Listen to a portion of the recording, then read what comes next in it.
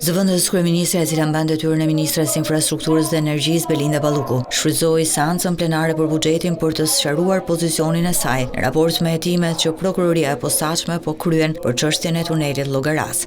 Në shenjë proteste ndaj Balluku, deputetët demokratë braktisën sallën e parlamentit në momentin që numri 2 i qeverisë mori fjalën. Belinda Balluku para deputetëve sqaroi se nuk do të komentojë çështjen e tunelit Llogaras e nuk do sulmojë SPAK-un edhe pse ajo vetë sot është në hetim. Nuk do më dëgjoni kurrë të merrem me prokuror e gjyqtar, pasi secili prej tyre bën detyrën ashtu si e gjykon. Nuk do të prononcohem kurrë për çështjen në hetim, pasi ato kanë rrugën e tyre, të cilën do e ndjek me diskrecion të plotë, derisa e vërteta të marrë formë të prerë, cila do qoftë ajo. Nga foltorja e kuvendit, Balluku deklaroi se ajo ndodhet përballë një sulmi personal.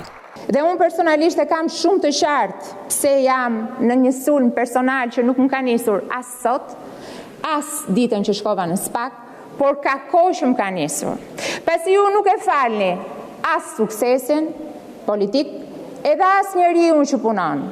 Numri 2 i qeverisë përsëriti sot mbështes reformën në drejtësi, duke akuzuar Partinë Demokratike se mban dy standarde në raport me SPAK-un dhe sistemin e drejtësisë. Kur SPAK thret Saliun dhe Lozni ku kam qefti me zarfin, i cili është zarfi që pret 15 vite populli shqiptar për drejtësi, për një vrasje shtetërore në 21 janar, atëhere SPAK-u ndikohet nga Edi Rama. Por kur sipas jush merret me majorancën, atëhere ju bëheni martirët e drejtësisë, bëheni britma dhe klithma e saj.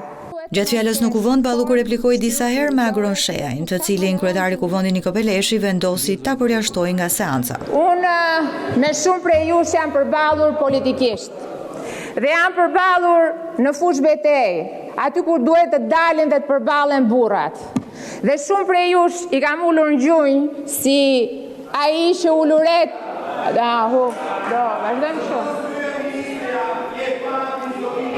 Në datën 31 tetor, numri 2 i qeverisë Belinda Balluku paraqit në SPAK e prokurorët e posaçëm i komunikuan akuzën për shkelje të barazisë në tenderin për ndërtimin e tunelit Llogaras.